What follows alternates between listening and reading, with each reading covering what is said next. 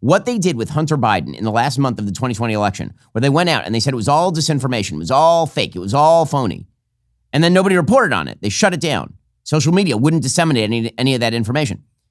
The entire media are now engaged in the same thing, except not about one story, Hunter Biden and his laptop. They're engaged in that about an entire candidate and everything surrounding her.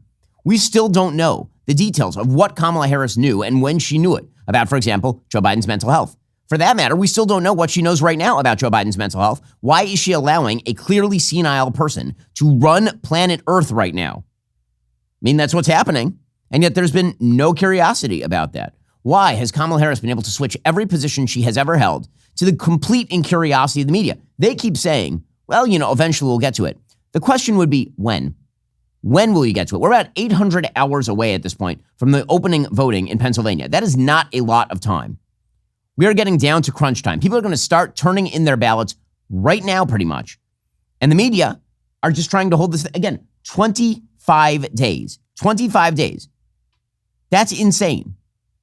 I mean, you understand that if you go back 25 days, that's when Joe Biden stepped out of the race. And if you went back 25 days before that, that was before the first debate. That's how long a period 25 days is in American politics. And Kamala Harris has been able to skate completely across the campaign with not even a ripple from the legacy media. In fact, the legacy media are going out of their way to claim that the media are actually right-wing and are bending over backward in order to take care of Donald Trump and the right.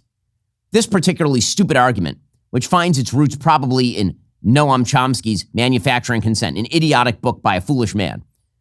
The idea being that corporations run the media, therefore the media is a right-wing tool of these evil capitalists or some such nonsense. The left has been continuing to try and prop up this line for, decades at this point. It doesn't work at all. Here is a left-wing guest on left-wing MSNBC, on left-wing Morning Joe, trying to explain the left-wing media are actually secretly right-wing.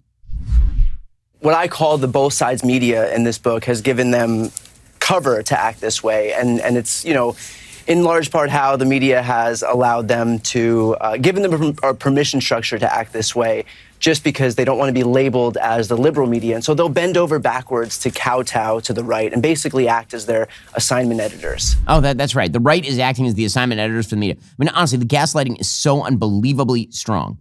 And so the media, they were looking for a way to hone in on this particular argument. Jonathan Lemire of MSNBC, he tries to make the argument that when Elon Musk interviewed Donald Trump, and Musk is open about his biases. He says, I'm voting for Trump, I'm supporting Trump. They're saying, no, that was a sycophancy session.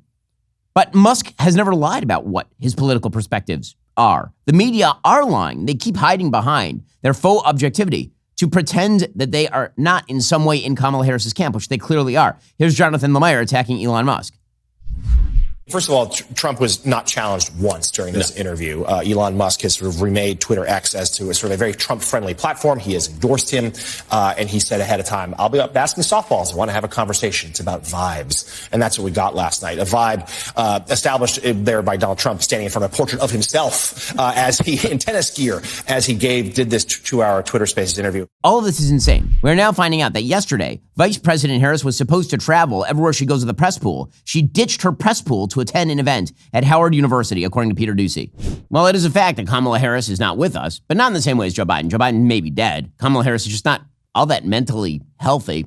Well, that is a fact. The fact is that probably Kamala Harris needs more than just kale smoothies to operate at her best. And we all do. That's why I want to tell you about Momentous. Momentous creatine, omega-3, and protein covers all the bases. These 3 supplements support nearly every aspect of foundational health, from aiding cognitive function to reducing muscle and joint inflammation. My good friend and colleague Christine, triathlete who also happens to be a mom to a toddler, has been taking these 3 supplements daily. She is thrilled with the results. She's not only kicking butt on her Peloton every morning, she's kicking butt at work as well. This is not just your run-of-the-mill supplement. Momentous works with only the best experts in the business and uses only the highest quality ingredients. What's on the label is what's in the product. Absolutely nothing else. Straight facts, no nonsense. Just how I like it. Momentous also heavily invests in third-party testing, holding their products to the standards set by the most demanding organizations in the world, including the NFL and the NBA. Some of the world's greatest athletes use Momentous and have even helped develop Momentous products. If you want to take supplements that are made by and used by the best in the world, go to livemomentous.com/Shapiro or use code Shapiro for 20% off. That's livemomentous.com/Shapiro. So she is literally ditching the media, and they are all trying to play defense for her. Why? Because they have to. Because without them playing defense, they've got nothing. Literally nothing. She is not a good candidate. She never was a good candidate. Listen, any half-decent politician can read a speech decently from a teleprompter. That is not a difficult job. What is a difficult job is knowing your own positions, being able to speak to those positions, taking on critics, facing down controversy. That's a hard job. But Kamala Harris is not facing down any of that because the media are acting as her Praetorian Guard. Donald Trump, again, is running at the media as much as he is running against Kamala Harris. I mean, the New York Times has an entire display piece called Kamala Harris Found Her Footing in the Spotlight. Did she find her footing in the spotlight? Or has she only been in the spotlight for about 25 days here, and you guys are doing your best to drag her across the finish line? It's a performance worthy of Samwise Gamgee. They're not able to carry the ring of power, but they are able to carry the person who's carrying the ring of power, Kamala Harris, all the way up that mountain. Meanwhile, again, Kamala Harris, she still has a set of positions that are utterly failing in a wide variety of swing states. So the Washington Post, in an accidental bit of journalism, has a piece today titled, "In Pennsylvania, Harris Can't Shake Her Anti-Fracking Past." Quote, "After years of positioning herself as a climate crusader and ardent opponent of fracking, Kamala Harris has avoided mention of such credentials in this must-win state for Democrats, where natural gas drives the economy, culture, and everyday conversation. Her new approach is proving a tough sell. Many of the swing voters here, whose livelihoods rise and fall with the fortunes of the fossil energy industry, have not forgotten the last time Harris ran for president, when she called for a ban on fracking. It is a position she now disavows. However, these concerns are putting out of reach voters who might otherwise fit the profile of the vice president's target audience. There are people like 31-year-old Emmanuel Paris, whose quest to expand his family's 400-employee construction firm into green energy projects drove him to get a master's degree in sustainability management. He has no doubt climate change is real, but he'll be voting for Trump. Quote, it's not like we can just shut everything else off and switch to solar and wind. So, she has switched her own position on this. Does anyone believe that she's very much in favor of fracking? Joe Biden has spent his presidency attempting to put limitations on investment in oil refineries, only to then try and reverse himself the minute that oil prices started to increase.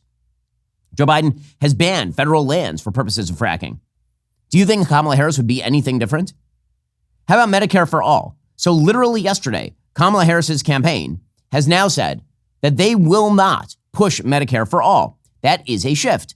Back in 2019, of course, she campaigned on Medicare for all and openly spoke of outlawing private health insurance. Now, according to Fox News, senior White House correspondent Peter Doocy, quote, a campaign official said Harris will not push the subject of single payer or Medicare for all this go around. Now, again, back in January 2019, Doocy specifically asked Harris, how important is it to your healthcare plan to get rid of private insurance companies? And she said, quote, I'm glad you asked. Yes, the bottom line and the most important is everyone have access to healthcare. That is the goal. That is the purpose for me supporting the policy of Medicare for all. Again, that was her stated position, but now she's backing away from this. Well, the only way to back away from that successfully is if the media never see her and never ask a question about it. So far, it's working. Are you tired of the lies and the twists of the mainstream media talking points? Yeah, me too. Join me in my newest series, Fact, where I dismantle and bring truth to this tiring mainstream agenda.